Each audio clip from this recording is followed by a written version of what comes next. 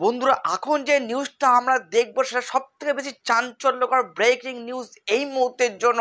আপনারা পুরো ভিডিওটা অবশ্যই দেখুন, না হলে কিন্তু আপনারা পস্তাবেন যে আমাদের ওয়েস্ট বেঙ্গল গিয়ে হচ্ছেটা কি অ্যাকচুয়ালি। মমতা বন্দ্যোপাধ্যায়কে হারানোটা তো বিরাট ব্যাপার। মুখ্যমন্ত্রীকে হারানোটা মধ্য দিয়ে শুভেন্দু অধিকারীর মানে গুরুত্বপূর্ণ যে নেতা, কত গুরুত্বপূর্ণ নেতা সেটা কিন্তু প্রতিষ্ঠা পেয়েছিল। যেহেতু সবকিছুই তাকে সুকান্ত মজুমদার বা অমিতাভ চক্রবর্তীর নেতৃত্বে থেকে তাদের প্ল্যানিং এর মধ্যে থেকে কাজ করতে হয়। কি অল্প বিস্তর কিছু স্বাধীনতা তার মতন করে তিনি পান কেবল। তাহলে যখন পূর্ণ রাজ্য সভাপতি যদি দায়িত্ব দেওয়া হয়, তাহলে কি কি পরিবর্তন তিনি করতে পারেন। বিধানসভায় বিরোধী নেতা হিসেবে শুভেন্দু অধিকারী 100-তে 100 পেয়েছে।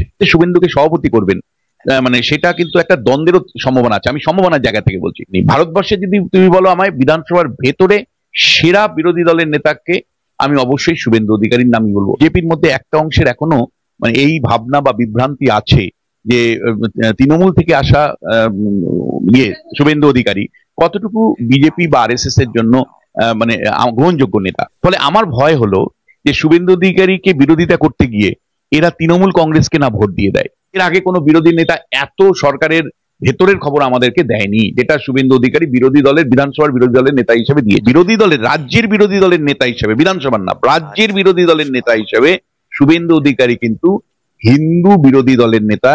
এবং সেখানে শুভেন্দু অধিকারী মার্কস যদি বলো আমায়, তাহলে আমি 50 নম্বর দিব, 100-তে 50। ডায়াসে দাঁড়িয়ে বলছো যে যারা আমাদের সাথে আছে আমরা তাদের সাথে আছি, তার মানে কার্যত তুমি মুসলমানদেরকে বাদ দিয়েই রাজনীতি করতে চাইছো। এখানেই সেই কারণে আমি বললাম যে উনি কিন্তু রাজ্যের বিরোধী দলের নেতা হিসাবে 50% নম্বর আমার কাছ থেকে পেয়েছেন।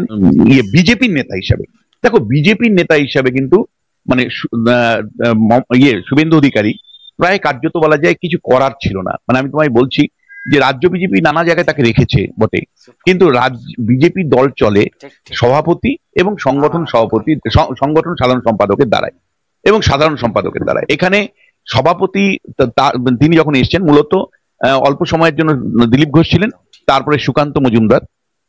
বন্ধুরা, আবার কিন্তু ওয়েস্ট বেঙ্গলের কোনায় কোনায় যে সমস্ত এত বড় বড় ক্রাইম চলছে, সেই ক্রাইমগুলো আপনাকে দেখুন আমাদের নিউজ মাধ্যমে, আপনারা অবাক হয়ে যাবেন যে ক্রাইম কি হারে বাড়ছে আমাদের ওয়েস্ট বেঙ্গলে।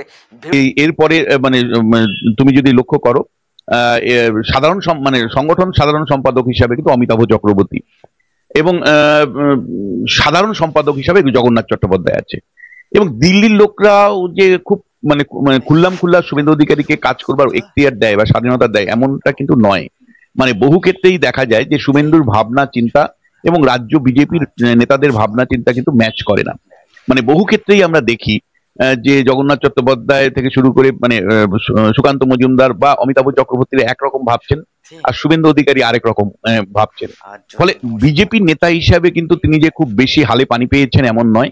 এইবার প্রশ্নটা হচ্ছে যে যদি সব মানে এখন যেহেতু সবকিছুই তাকে সুকান্ত মজুমদার বা অমিতাভ চক্রবর্তীর নেতৃত্বে থেকে তাদের প্ল্যানিং এর মধ্যে থেকে কাজ করতে হয়, কি অল্প বিস্তর কিছু স্বাধীনতা তার মতন করে তিনি পান কেবল।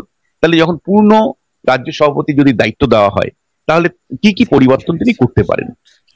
মানে 3-4টে পরিবর্তন আমার মনে হয়। একটা হলো কৌশলগত দ্রুততার সাথে কৌশলগত পরিবর্তন করা সম্ভব। মানে জেলা সংগঠন বাড়ানো বা এই যে শুভেন্দু অধিকারী মতন একজন জনপ্রিয় নেতা তাকে সারা রাজ্যে ঘোরানো।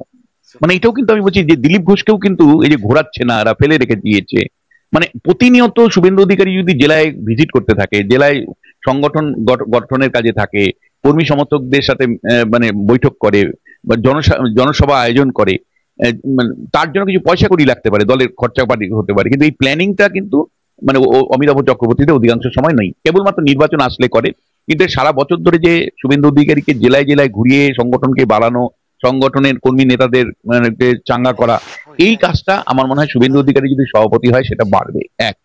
একই সাথে সমস্যা যেটা হতে পারে সেটা হলো যারা মানে পুরনো বিজেপি করেন তাদের তরফ থেকে কিন্তু একটা রেজিস্ট্যান্স, মানে তারা কিন্তু দল থেকে সরে যেতে পারে। মানে 2016 সালে যখন বামেরা রীতিমতন তৃণমূলকে বেগ দিচ্ছিল মানে 16 বিধানসভা নির্বাচনে, তখন বিজেপির বহু কর্মী সমর্থকরা কিন্তু তৃণমূলকে ভোট দিয়ে বামেদের হারিয়েছিল। বহু জায়গায় আমরা 55টা বিধানসভা কিন্তু আইডেন্টিফাই করেছিলাম যেখানে কিন্তু বিজেপির লোকরা তৃণমূলকে ভোট দিয়ে বামেদের আটকে দিয়েছিল।